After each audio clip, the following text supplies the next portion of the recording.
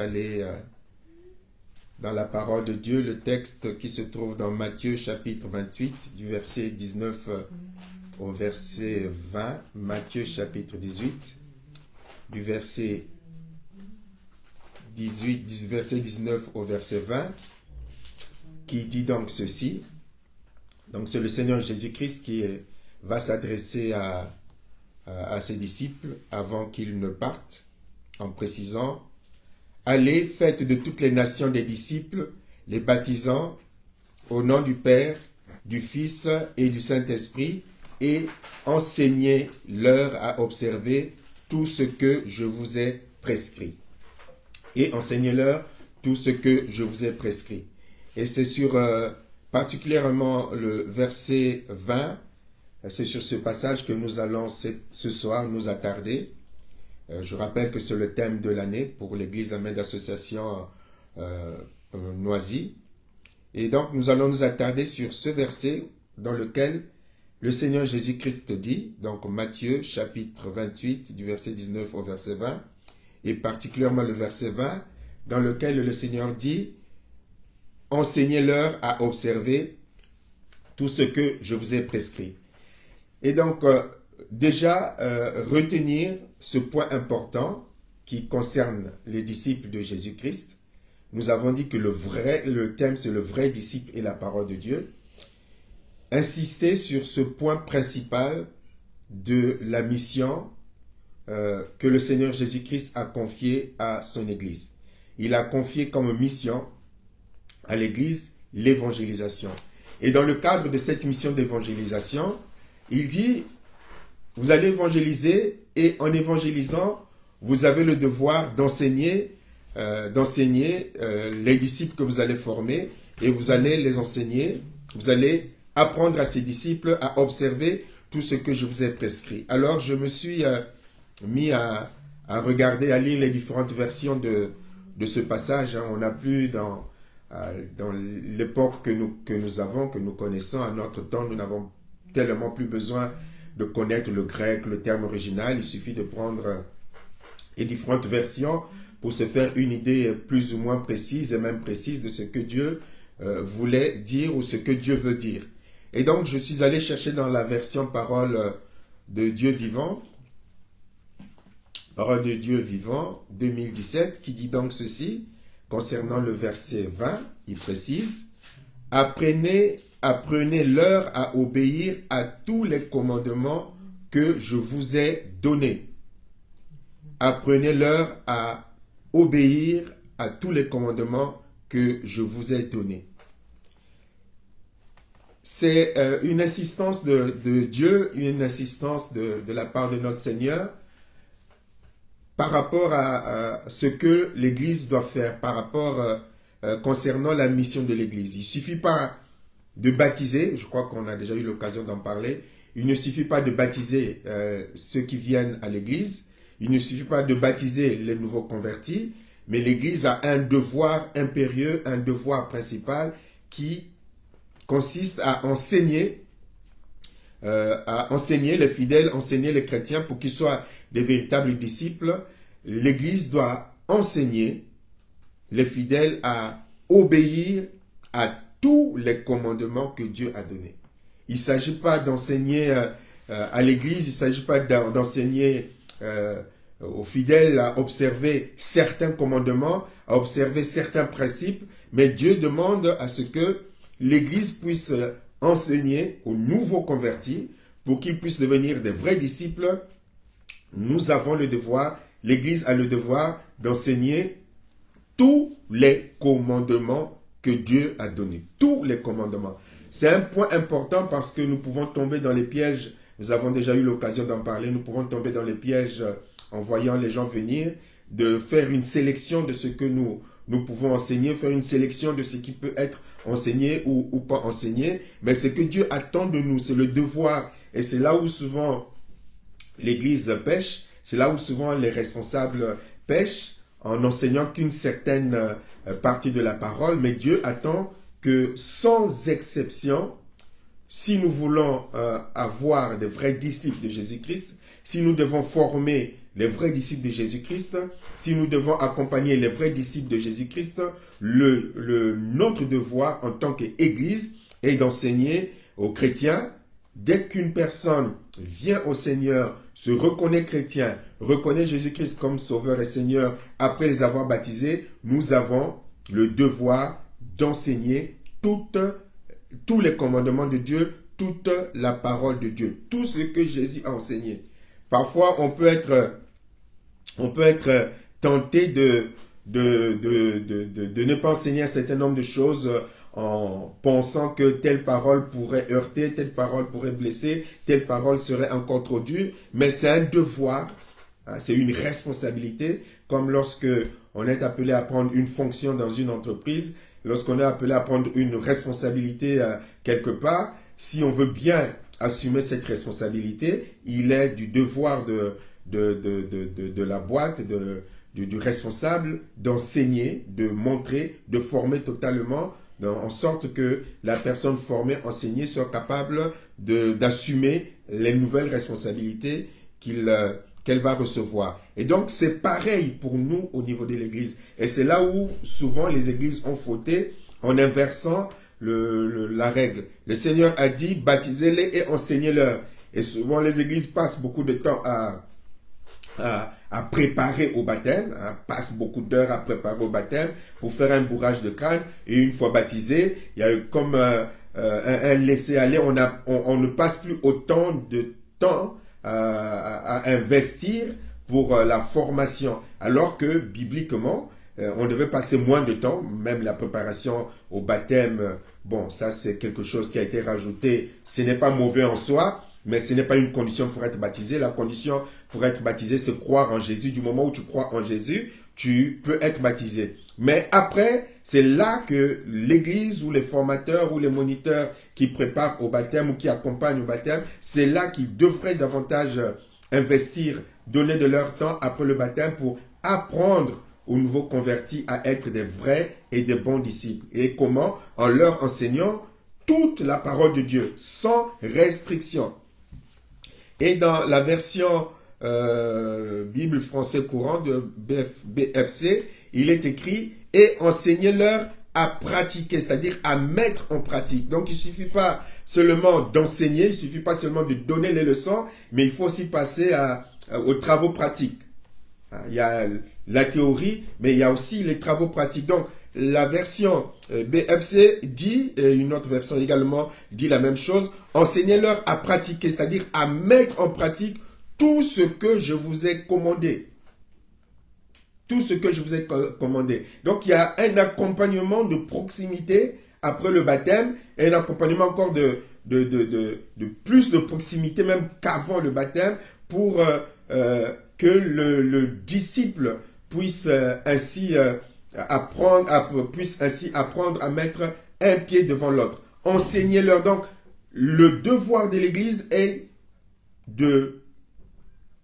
d'exhorter et d'encourager et de pousser le nouveau converti à s'ancrer dans la parole de Dieu. Il n'y a pas de disciple, nous allons le voir par la suite également. Il est important que nous comprenions qu'il n'y a pas de disciple sans la parole de Dieu, qu'il n'y a pas de disciple en dehors de la parole de Dieu. Et donc, il n'y a pas de vrais chrétiens. Aujourd'hui, nous sommes focalisés sur le terme, sur l'appellation chrétien, mais l'appellation chrétienne ne se retrouve que 3 fois dans la Bible. L'appellation véritable pour celui qui est un vrai enfant de Dieu, la véritable appellation, c'est disciple. Quelqu'un qui suit une discipline. Et cette discipline, c'est ce que la parole de Dieu demande, ce que la parole de Dieu recommande. Donc, nous devrions, une fois les gens baptisés, vraiment leur faire comprendre et les accompagner pour qu'ils soient des familiers de la parole de Dieu, pour qu'ils soient attachés à la parole de Dieu, pour qu'ils soient des connaisseurs, des gens qui mangent la parole de Dieu, qui respirent la parole de Dieu. Et ça, c'est quelque chose que souvent, dans les églises, on a oublié de faire, on a omis de faire et on a laissé les gens, une fois baptisés, un peu dans la nature, que le Seigneur s'occupe de toi, que le Saint-Esprit s'occupe de toi. Il faut leur laisser le temps, non, on doit, c'est comme une formation militaire, un accompagnement de proximité. Donc, il ne suffit pas seulement d'enseigner de faire des cours magistraux, un peu des prédications, des exhortations, mais faire après, par la suite, un accompagnement de proximité pour que le disciple apprenne à marcher, à mettre un pied devant l'autre, apprenne à remporter des victoires, parce que nous le savons tous, une fois convertis, une fois venus à la foi, il y a une nouvelle vie que le nouveau baptisé découvre, une réalité spirituelle qu'il découvre, des combats qu'il découvre, des luttes qu'il découvre, des tentations qu'il découvre, des échecs qu'il découvre, des victoires qu'il découvre, la ruse du diable qu'il découvre. Il y a beaucoup, c'est un monde nouveau, c'est une nouvelle vie que ce nouveau converti découvre. En dehors de cela, il y a aussi la menace de la foi. La menace la plus courante, c'est les vieux chrétiens, les anciens chrétiens qui sont là également pour chercher à les influencer, à les refroidir, à leur inculquer des principes qui ne leur eux-mêmes, anciens chrétiens, rien apporté. Donc, il y a cet accompagnement de proximité qui devrait être là pour être capable d'encadrer convenablement, d'accompagner convenablement. Donc, on doit leur enseigner à mettre en pratique. Telle personne qui a fait ceci, comment je dois réagir, mais je dois pardonner, mais comment pardonner, est-ce qu'on peut pardonner, oublier, voilà, toutes ces choses. Voilà, j'ai mon ancien petit copain qui est en train de venir frapper à la porte. Qu'est-ce que je veux faire, qu'est-ce que je peux faire, qu'est-ce que je ne peux pas faire, est-ce que je peux l'amener à l'église pour qu'il se fasse baptiser, et le forcer à se faire baptiser pour qu'on puisse continuer. Donc, les nouveaux convertis ont besoin de cet apprentissage à mettre en pratique la parole de Dieu, même si c'est une sorte de répétition. Ils ont besoin d'apprendre à mettre en pratique la parole de Dieu. Comment grandir dans la foi, la place de la parole de Dieu, la place de la prière, la place du jeûne, la place de la louange, la place de l'adoration, la place de l'église, la place de la famille, la place de la femme. Voilà, des tas de questions, de problèmes ou de problématiques devant lesquelles le nouveau converti va se retrouver, et le devoir de l'église, le devoir du pasteur, le devoir des responsables, le devoir de ceux qui accompagnent ces nouveaux convertis, notre devoir est de leur apprendre à mettre en pratique. Parce que nous avons l'expérience par rapport à certaines luttes, par rapport à certains combats, par rapport à certaines tentations, par rapport à certains péchés. Nous aussi, nous partageons notre expérience de la parole de Dieu, des victoires que nous avons pu avoir avec le Seigneur. Et dans la version NBS, Nouvelle Bible du Semeur, il est écrit « Enseignez-leur à garder ». Donc, les différentes déclinaisons de ce que le Seigneur a voulu dire se retrouvent dans cette « Enseignez-leur à garder ». Faut pas seulement écouter, faut pas seulement mettre en pratique, mais il faut également garder. Garde.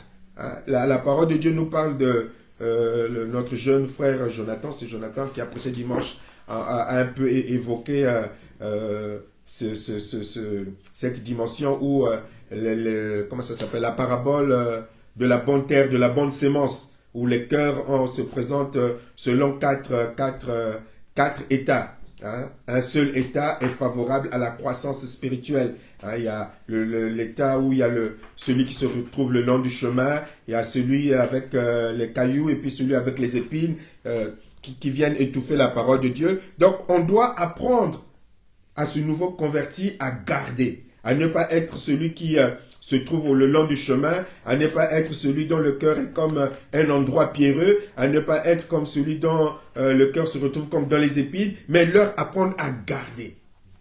Comment garder la parole de Dieu?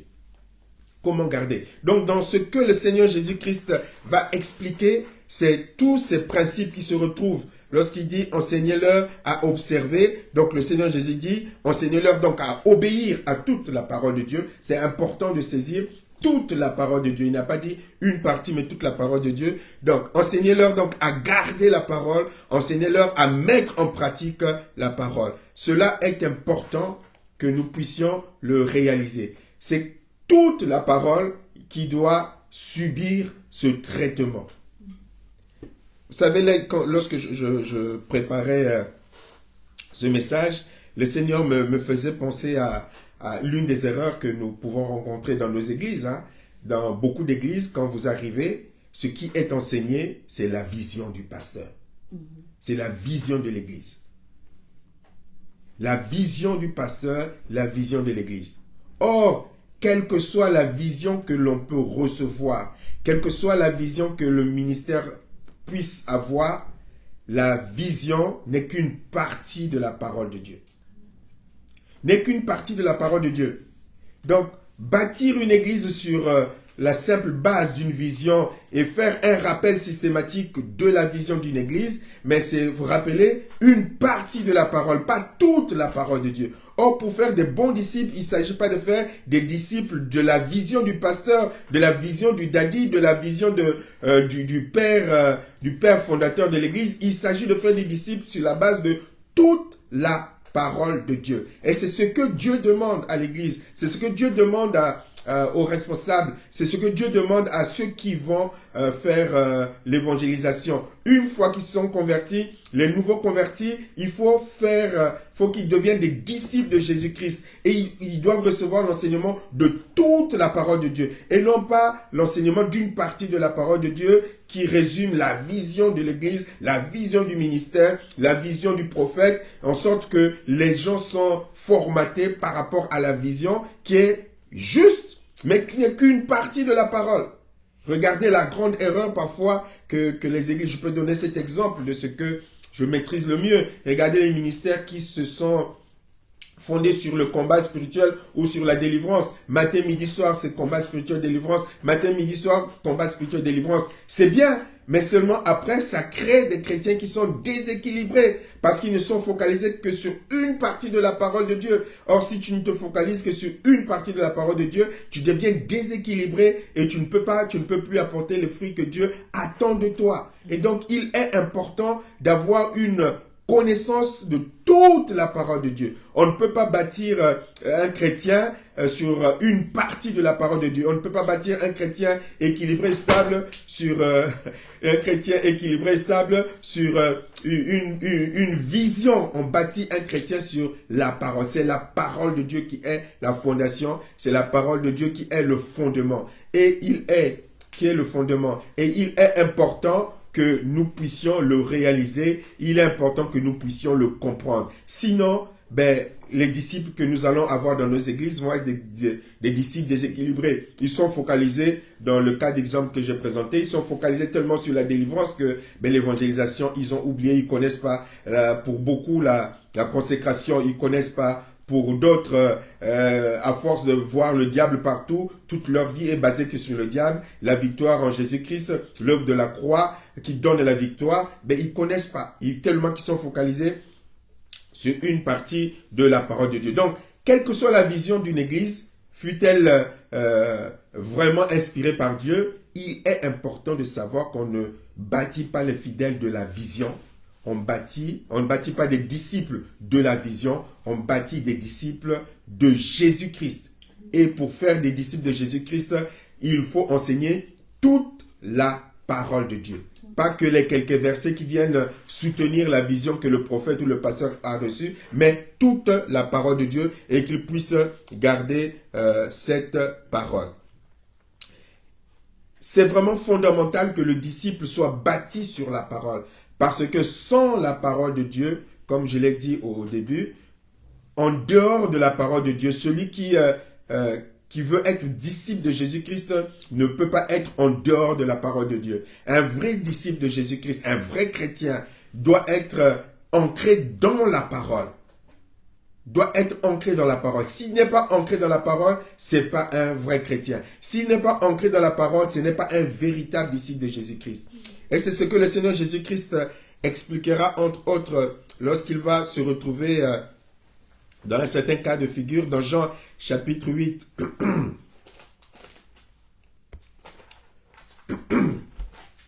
Jean chapitre 8, verset 31-32.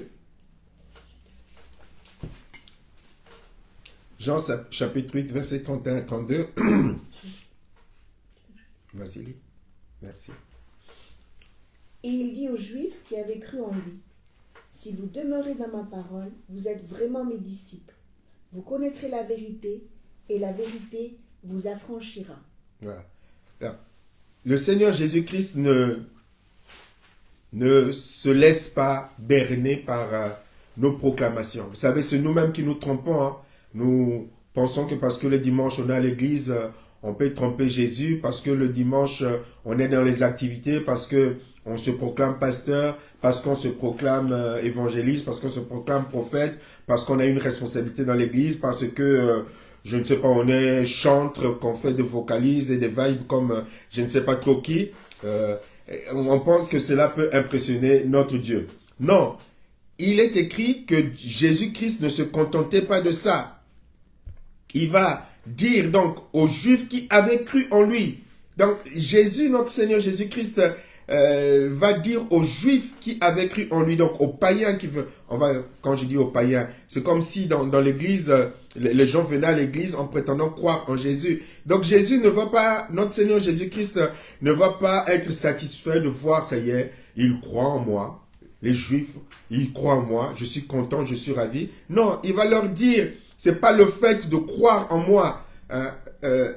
Croire en Dieu, ça n'a rien d'extraordinaire. La Bible nous le dit dans Jacques que le diable aussi croit. Les démons croient et ils tremblent. Donc, le fait de croire en l'existence de Dieu, ça n'a rien d'extraordinaire. C'est le minimum syndical. Donc, cela n'impressionne personne. Il y a tellement de preuves de l'existence de Dieu que le fait de croire en Dieu, ça n'a rien d'extraordinaire. Et donc, le Seigneur va dire aux Juifs qui avaient cru en lui, donc, il va leur dire, si vous demeurez dans ma parole, vous êtes vraiment mes disciples. En quelque sorte, il va leur dire, c'est pas le fait que vous soyez, il pourrait dire aujourd'hui à beaucoup de chrétiens, c'est pas le fait que tu sois baptisé, ce n'est pas le fait que tu sois évangéliste, c'est pas le fait que tu sois pasteur, c'est pas le fait que tu sois Mr. Vibe, c'est pas le fait que tu sois le pasteur Guy Rémy qui a écrit un certain nombre de livres. Ça n'impressionne que toi-même. Ce que je veux, si tu veux vraiment être mon disciple, il faut que tu demeures dans ma parole. Tu dois rester dans ma parole. Dans la version que nous avons lue, il dit, si vous demeurez dans ma parole, vous êtes vraiment mes disciples. Autrement dit, si vous ne demeurez pas dans mes paroles, vous n'êtes pas vraiment mes disciples. D'où la relation étroite qu'un véritable disciple de Jésus-Christ doit avoir avec la Bible, doit avoir avec la parole. Et aujourd'hui, nous avons une génération de chrétiens qui ne connaissent pas la parole, qui ne connaissent pas la Bible, qui ne sont pas attachés à la parole, qui ne sont pas attachés à la Bible. Et c'est ainsi que beaucoup de faux serviteurs peuvent les manipuler, peuvent les conduire dans de fausses doctrines, dans de fausses pratiques, parce qu'ils ne connaissent pas la parole. Or, le premier devoir de celui qui vient de se convertir devrait être de manger la parole, connaître la parole, se familiariser à la parole. Comme lorsqu'on se prépare pour le bac, lire, connaître la parole pour avoir la foi fondée sur la parole de Dieu pour différentes raisons, mais dont ce n'est pas le thème aujourd'hui, mais le Seigneur va vraiment dire, et il te le dit à toi également ce soir, quel que soit le titre, quelle que soit ton ancienneté dans l'église, quel que soit ton ministère, quels que soient tes dons, ce que je te dis, si tu ne demeures pas dans ma parole, tu n'es pas vraiment mon disciple. Parce que les vrais disciples restent dans la parole de Dieu. Dans la version Martin, il est dit, la version Martin dit, et Jésus disait aux Juifs qui avaient cru en lui, si vous persistez en ma parole, vous serez vraiment mes disciples. Si vous persistez dans ma parole, vous serez vraiment mes disciples. J'aimerais ce soir que tu comprennes, toi qui certainement t'es connecté sur Skype, toi qui t'es connecté sur Zoom, toi qui me suis en direct ou en différé sur Facebook, que tu comprennes que si tu négliges la parole de Dieu, tu ne peux pas et tu ne pourras pas être un véritable chrétien. Tu ne pourras pas être un vrai enfant de Dieu. Tu ne pourras pas être un véritable disciple. Faut que tu le comprennes, faut que tu le saisisses. C'est important que tu aies une relation étroite sur la parole de Dieu parce que la parole de Dieu, c'est Dieu lui-même, parce que la parole de Dieu, c'est Jésus, et parce que dans la parole de Dieu, tu as tout ce dont le chrétien a besoin, parce que la parole de Dieu, c'est ce qui vient nourrir ta foi, et ta foi, c'est ce qui te permet d'avoir une relation véritable avec Dieu. Sans la foi, tu ne peux pas avoir une relation authentique, profonde avec Dieu. Donc, il va dire, dans la version de Martin, si vous persistez en ma parole, vous serez vraiment mes disciples. Donc, C'est une volonté. Il suffit pas seulement de lire, mais c'est une volonté, c'est une détermination dans la relation qu'on va établir avec Dieu au travers de la parole. Tu lis, tu persistes, tu persévères pour que cette parole puisse t'apporter ce dont tu as besoin et surtout pour que cette parole te permette d'être un véritable chrétien, d'être un véritable enfant de Dieu, d'être un véritable disciple de Jésus-Christ. Darby va dire, Jésus donc dit aux Juifs qui avaient cru en lui, si vous persévérez dans ma parole, vous êtes vraiment mes disciples. Voilà. Là encore, il y a une volonté qui est là. Je persévère. Parce qu'on peut commencer et lâcher, on peut commencer et abandonner, on peut commencer et se décourager, on peut commencer et préférer écouter les prédications sur YouTube, sur je ne sais pas trop qui ou sur je ne sais pas trop de qui. Mais soit dit en passant, qu'aucun prédicateur, qu'aucun livre écrit par je ne sais pas trop quel auteur ne peut remplacer la parole de Dieu. Ça, c'est important de le comprendre. Aucune prédication, aucun livre, aucune prophétie ne peut remplacer la parole de Dieu. Et aucune vie de prière ne peut remplacer la parole de Dieu. Ça aussi, c'est une autre tromperie dans laquelle beaucoup tombent. Ils pensent que c'est la vie de prière qui va remplacer la connaissance de la parole de Dieu. Mais c'est la parole de Dieu qui, justement, va t'apprendre à bien prier. On a déjà eu l'occasion d'en parler à plusieurs reprises de beaucoup de personnes qui croient savoir prier, mais en fait, ils ne savent pas prier et ils ne prient pas du tout parce qu'ils prient selon certains principes qui ne correspondent pas aux principes de la parole de Dieu. Qui prient, par exemple, alors qu'ils ne remplissent pas les conditions d'exaucement. Qui prient alors que Dieu ne peut pas exaucer la chose qu'ils demandent, qu'ils attendent, parce que c'est contraire à la volonté de Dieu, c'est contraire aux principes de la parole de Dieu. C'est la parole de Dieu qui va venir t'apprendre et t'aider à bien prier. Et donc, quelqu'un qui veut mener une vie de prière en négligeant la parole de Dieu, ben il va finir par faire un accident spirituel. Il va finir par s'égarer loin de la direction, loin du but. Il va se retrouver dans une impasse. Il va se retrouver dans des chemins qui vont lui provoquer du temps perdu dans le désert.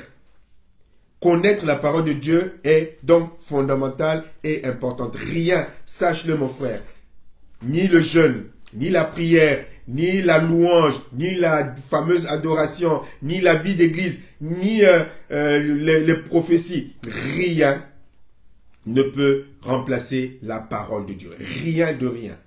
C'est pour cela que vous voyez beaucoup de chrétiens qui errent, qui espèrent toujours, qui tournent en rond, qui mènent une vie d'orphelin alors que ce sont des enfants de Dieu. Pourquoi? En grande partie parce qu'ils ont négligé la parole de Dieu. Parce que la parole de Dieu n'a pas occupé la place importante qu'elle aurait dû occuper dans leur vie. Donc, rien de rien ne peut remplacer la parole de Dieu. Faut que tu le saches, mon frère. Faut que tu le saches, ma soeur. Si c'est la seule chose que tu vas retenir de ce temps de partage de la parole de Dieu, mais c'est la chose la plus importante de la vie spirituelle.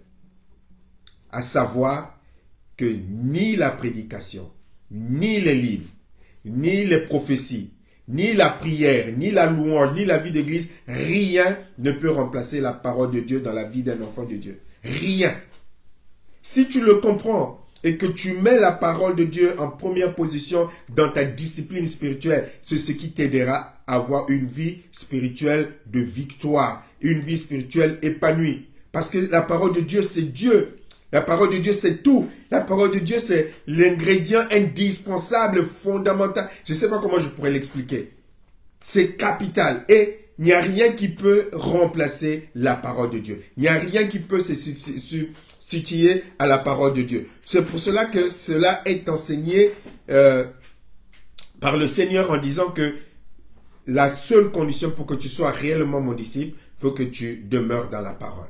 Et il en rajoutera dans ce que vous avez lu, si vous demeurez dans ma parole, vous serez réellement mes disciples et vous serez affranchis. Vous connaîtrez la vérité et la vérité va vous libérer. Donc vous voyez, tu ne demeures pas dans la parole de Dieu. Tu ne connais pas la parole de Dieu. Comment est-ce que tu vas connaître la vérité qui va te conduire à la liberté, qui va te conduire à la victoire?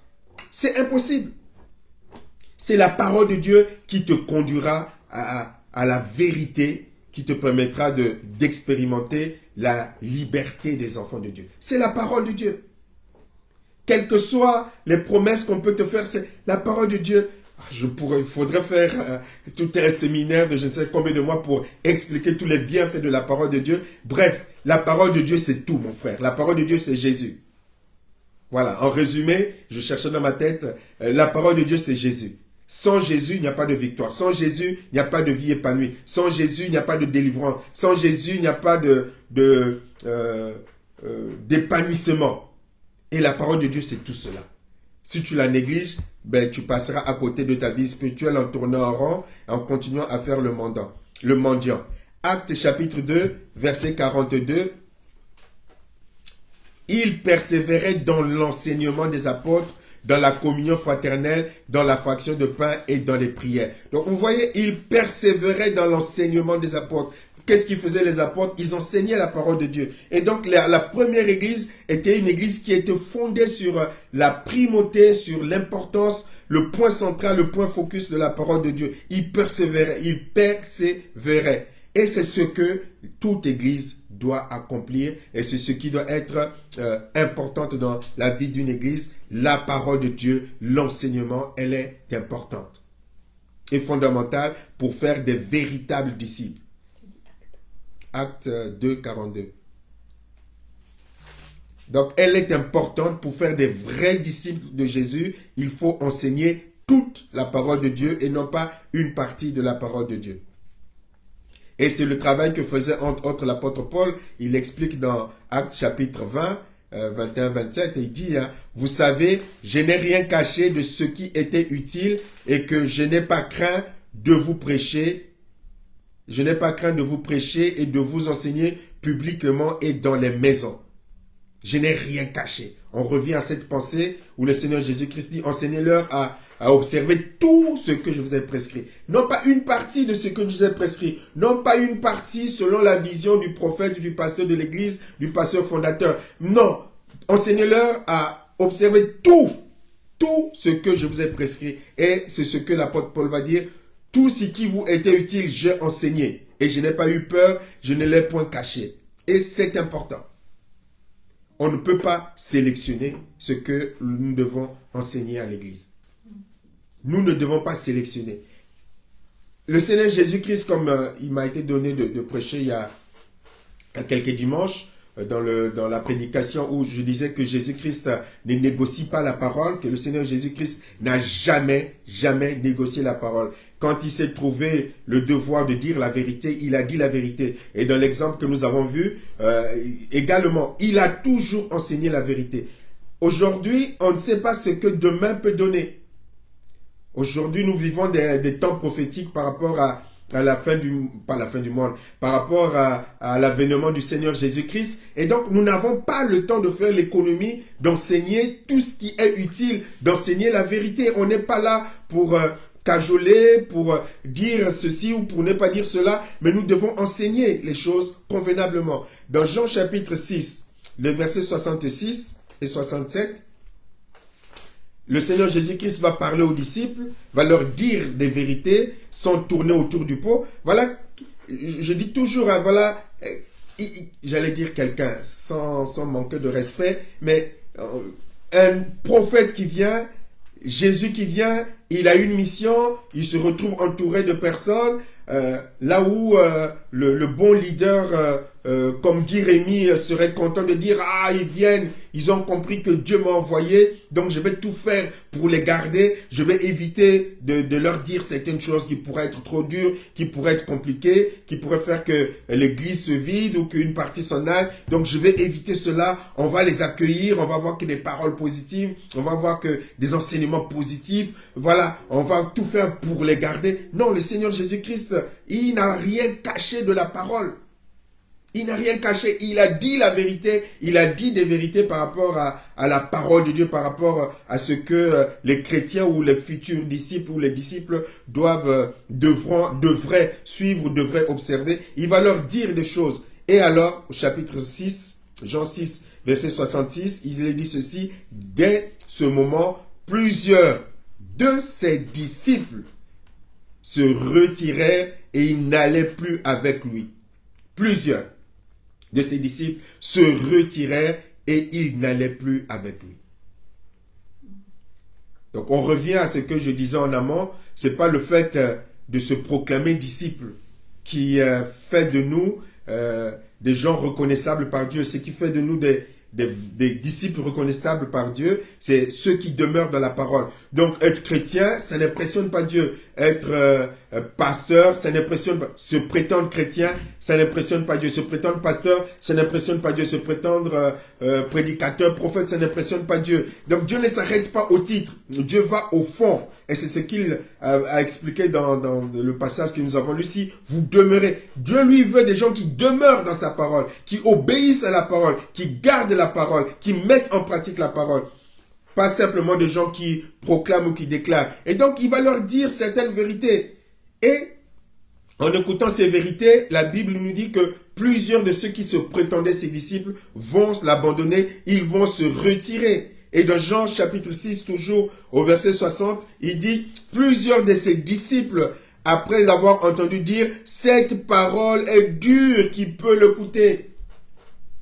Ce n'est pas des païens qui vont réagir ainsi. Ce n'est pas les pharisiens qui vont réagir ainsi. Ce n'est pas les, je ne sais pas moi, qui vont réagir ainsi, mais ce sont des disciples. Des disciples qui vont réagir ainsi, dire, cette parole est trop dure. Donc, ce n'étaient que des disciples de nom, ou des disciples qui n'avaient pas compris les devoirs qu'ils avaient.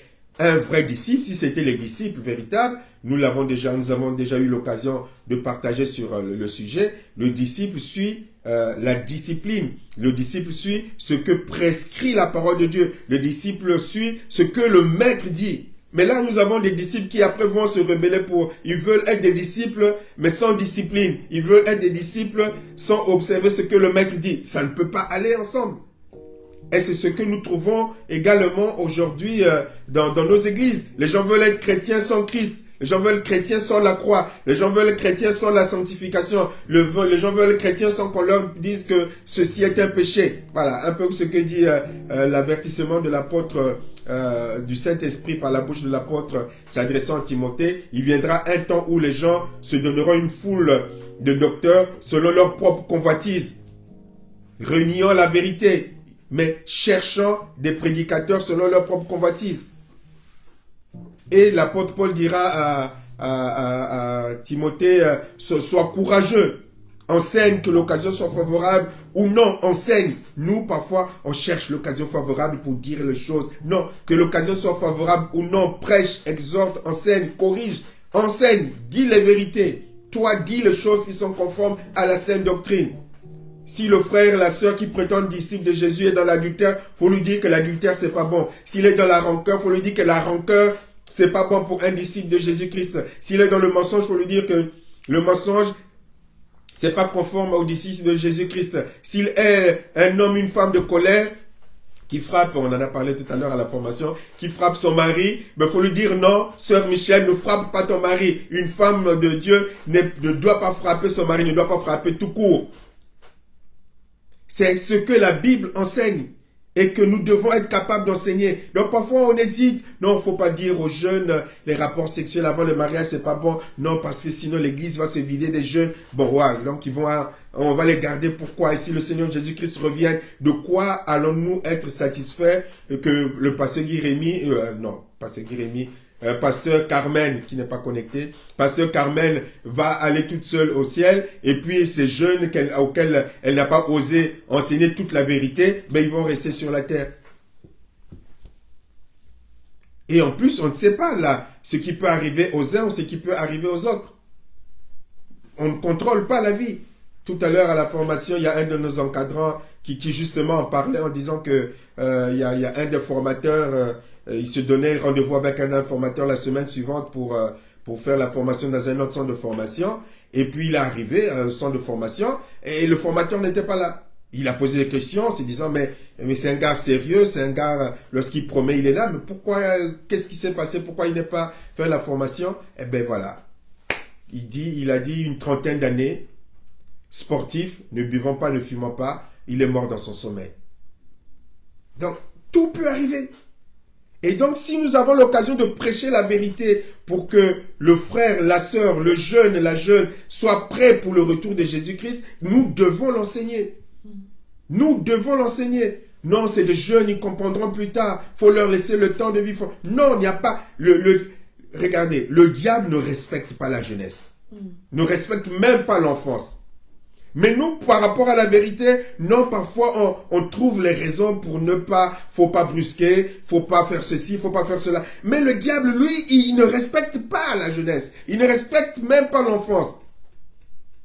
Et donc nous avons ce devoir d'enseigner la vérité, de dire la vérité.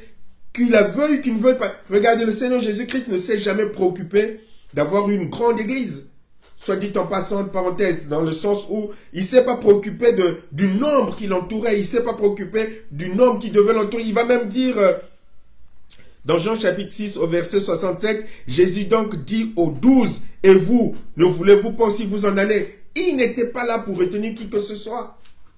Il n'avait que faire des gens qui voudraient venir à lui sans observer ce qu'il était en train d'enseigner pour qu'il soit prêt. Parce qu'il est venu pour une mission. Et le but de cette mission devait être observé par ceux qui allaient se prétendre être de lui.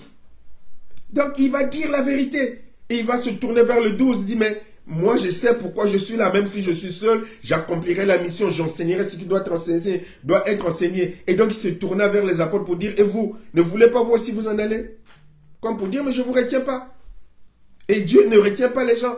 Et nous, parfois, au lieu de prêcher toute la parole de Dieu, ben on fait des calculs pour faire de sorte que les gens ne s'en aillent pas. On fait des calculs pour faire en sorte que les gens restent avec nous. Nous sommes contents de la foule, mais une foule de perdus. Nous sommes contents du nombre de fidèles, mais du nombre de fidèles qui sont perdus. C'est-à-dire que si le Seigneur Jésus revient, Dieu seul sait, on aura l'occasion d'en reparler, parce que le ciel... Le premier retour de Jésus, ce n'est pas parce que tu te prétends chrétien que tu vas aller là au ciel. Hein. Ce n'est pas parce que tu chantes, ce n'est pas parce que tu prêches, ce n'est pas parce que tu t'appelles Guy Rémy Pambou que tu as écrit plus de 5 livres. Mais tu as beau t'appeler Guy Rémy Pambou qui a écrit 5 livres, et si le jour le Seigneur revient, tu n'es pas prêt, tu resteras sur cette terre. Et il a prévenu. Ceux qui diront, n'avons-nous pas fait ceci en ton nom, n'avons-nous pas fait ceci en ton nom, n'avons-nous pas fait... Je ne vous connais pas, vous qui commettez l'iniquité. Mais pourtant, certainement, au regard de chrétiens, ces gens-là devaient être des magnifiques chrétiens, des magnifiques serviteurs de Dieu. Mais le Seigneur Jésus-Christ leur dira, je ne vous connais pas, retirez-vous de moi, vous qui commettez l'iniquité. Il y a aussi les vierges folles qui attendaient le retour de Jésus, mais qui n'étaient pas prêts pour le retour de Jésus, qui ne remplissaient pas les conditions pour accueillir l'époux. Et les vierges, quoi qu'entendant Jésus, attendant l'époux, sont restées. L'apôtre Paul n'a-t-il pas dit que je traite durement mon corps afin de ne pas être rejeté après avoir prêché aux autres? Sur cette rencontre avec Jésus dans les airs, ce sera la suite de mon enseignement, l'exhortation de demain, la suite de l'exhortation que j'ai partagée aujourd'hui. Là, j'ai été saisi par le Seigneur ce matin pour écrire ce que j'ai partagé. La suite, c'est demain. Il faut être prêt. Il faut être prêt. Se prétendre disciple ne suffit pas. Jésus connaît, la Bible d'ailleurs, le Seigneur Jésus le dit aussi dans Timothée, que le Seigneur connaît ceux qui lui appartiennent et que ceux qui invoquent le Seigneur, le nom du Seigneur, qu'ils s'éloignent de l'iniquité. Qu'ils s'éloignent de l'iniquité. Le Seigneur Jésus-Christ va revenir et nous devons être prêts. Et nous devons, nous, Église, préparer une Église qui soit prête pour le retour de Jésus. Mais comment préparer cette Église qui soit prête pour le retour de Jésus? Mais c'est en enseignant toute la parole de Dieu. Baptisez-les et enseignez-leur à observer tout ce que je vous ai prescrit. Baptisez-les et enseignez-leur à mettre en pratique tout ce que je vous ai prescrit. Baptisez-les et enseignez-leur à garder tout ce que je vous ai prescrit. C'est les différentes versions que nous avons lues tout à l'heure. Nous devons préparer des vrais disciples pour Jésus. Et pour cela, il est important que nous puissions enseigner toute la parole de Dieu sans restriction. L'heure est grave, le temps est grave. Nous devons préparer ce peuple, cette église, ces jeunes, c'est Timothée, c'est Philippe, c'est Mégane, c'est Maëva Bonneuil. Nous devons les préparer pour le retour de Jésus. Et donc leur enseigner toute la parole. Même les vieux, les vieilles, dire à Michel, tu dois te préparer pour le retour de Jésus-Christ de Nazareth. Nous devons nous préparer. Nous devons nous préparer pour le retour de Jésus. Bon, je vais m'arrêter là pour passer un temps de partage pour ceux qui ont eu le temps de se connecter assez tôt et qui ont quelque chose à partager avec le peuple de Dieu. Et nous allons commencer par comment ça s'appelle déjà? Par Zoom. Amen. Alors, sur Zoom, je voudrais demander, Bio, je ne sais pas qui, si sur Zoom vous avez quelque chose à dire, vous ouvrez le micro. Oran. Madame Mbemba, si chez le Mbemba, vous avez quelque chose à rajouter, vous ouvrez le micro pour pouvoir partager.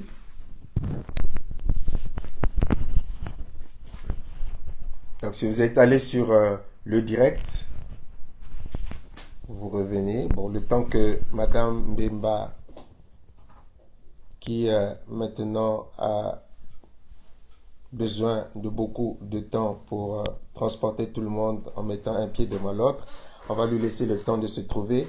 Est-ce que, Marig, par rapport à ce que tu as entendu, tu as quelque chose à dire? Marig ou Christian? Bonsoir, amen. Non, je n'ai rien à rajouter. Bon. Au culte. Merci. Merci, Marig. Donc, notre sœur Oran ne peut pas intervenir. Donc, nous allons prendre ceux qui sont sur Zoom, sur Skype. J'ai beaucoup parlé et vu mon grand âge, je commence à tout mélanger. Alors, chez les Sumbu.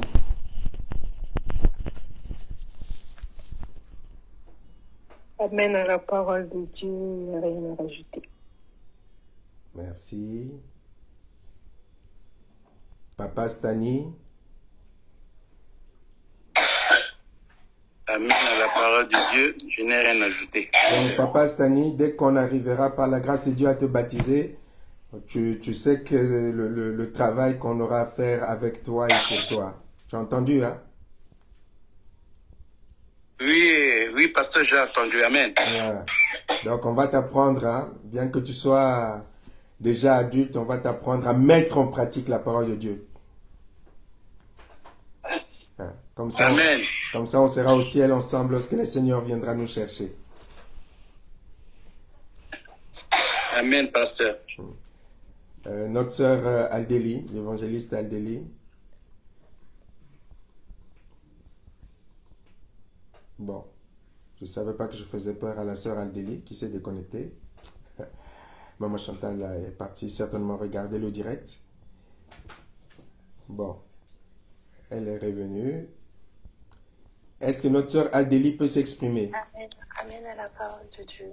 Bon. J'ai pas de choses à rajouter, je dis vraiment Amen. Merci beaucoup. Notre frère Audrel qui s'est connecté en retard, je ne sais pas s'il a quelque chose à dire, néanmoins. Bonsoir. Oui, j'ai pris le train en cours de route. Et pareil, donc je n'ai pas grand chose à rajouter, mais je dis Amen à la parole et c'est vrai que il faut pas se mettre de frein. C'est vrai qu'il faut pas se mettre de frein. Parfois on se dit ouais, c'est peut-être pas le bon moment, je le dirai demain.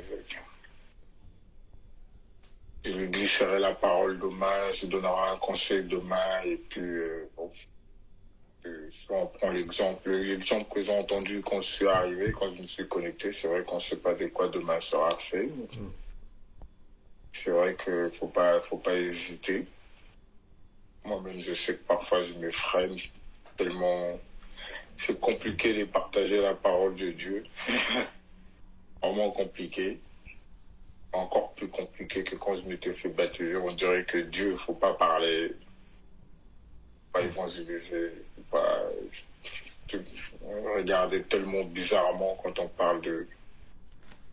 Enfin bon, faut pas attendre. C'est tout ce que je peux dire. Et Merci. amen à la parole. Merci beaucoup.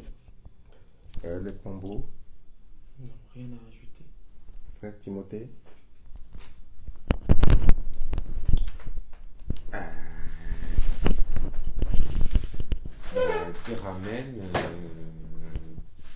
Dire amen, premièrement. Et puis, deuxièmement, dire comme d'habitude que j'ai bien reçu, j'ai bien absorbé, j'ai bien assimilé le message que tu as apporté, que le Seigneur a apporté à travers toi, disons plutôt. C'est vrai que ce que j'aime, c'est quand le Seigneur nous rappelle des choses qui se tombent comme des évidences, mais il y a tellement peu de gens qui le prennent en compte et encore moins de gens qui le mettent en pratique. Parce que ça paraît tellement évident en fait qu'il y a que la Bible qui devrait nous servir de référence et de guide de base pour tout et pour n'importe quoi. Et pourtant, il y a tellement pas beaucoup de gens qui pensent à prendre leur Bible, à ne serait-ce que la lire sérieusement et qui s'en servent seulement comme dernier recours quand ils ont besoin de quelque chose ou quand ils n'arrivent pas à faire quelque chose. Alors que on sait que, enfin, nous savons ici, parce que nous avons été bien enseignés, que la parole de Dieu, c'est ce qui a tout créé, que la parole de Dieu, c'est Dieu. Alors, logiquement, c'est ça qui devrait être la base d'à peu près tout de nos vies. Ça paraît évident. Et pourtant, c'est tellement peu le cas que ça en devient quasiment drôle, mais en même temps assez triste.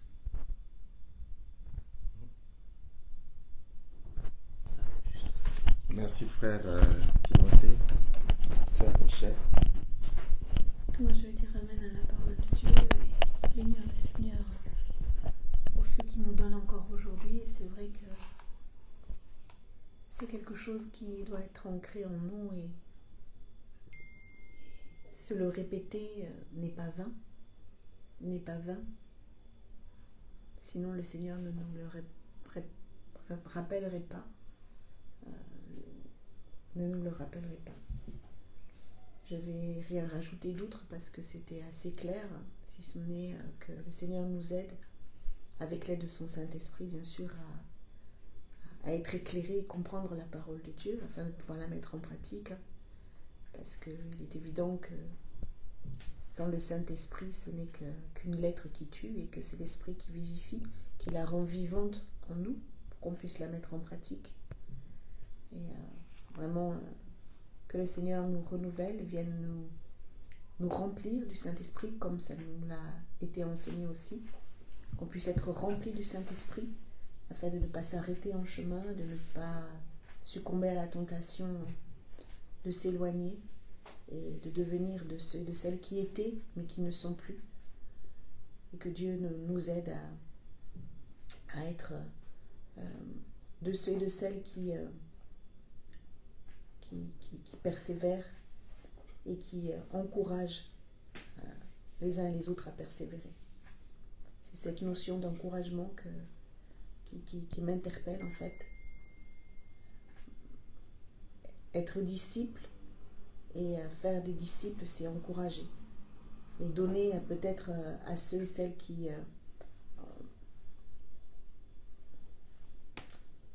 ont reçu peut-être un peu plus que nous la main afin qu'ils aillent dans ce que le Seigneur a prévu pour eux. Merci, Sœur Michel. Sœur Michel, même si tu t'es connecté un peu en retard, si tu as quelque chose à rajouter.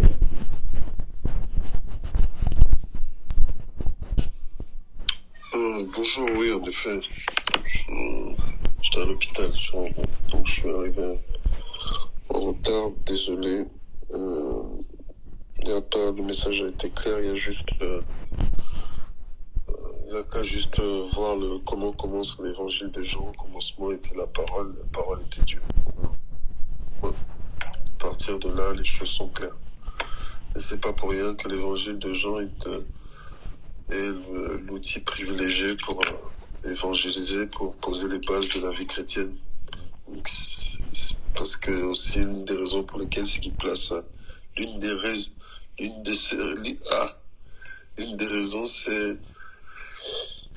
c'est qu'il place la parole de Dieu dans cette position-là. Voilà. Amen à la parole de Dieu, pour utiliser l'expression consacrée. Merci beaucoup. Est-ce que notre frère Audrey est toujours là?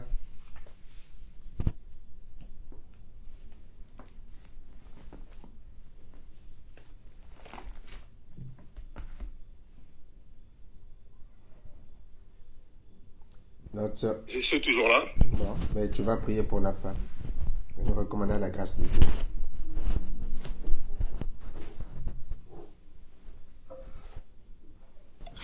Là, vous m'entendez? Oui, on t'entend. Ok. Seigneur Jésus, merci de nous avoir permis de nous retrouver ce soir. Comme il est dit dans la parole, il est bon de se retrouver entre frères et sœurs, afin de partager la parole, afin de les faire perpétuer, afin de se conseiller, afin de s'écouter, afin de se guider.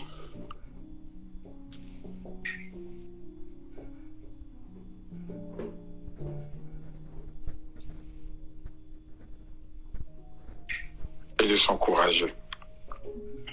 Merci d'accompagner tout un chacun auprès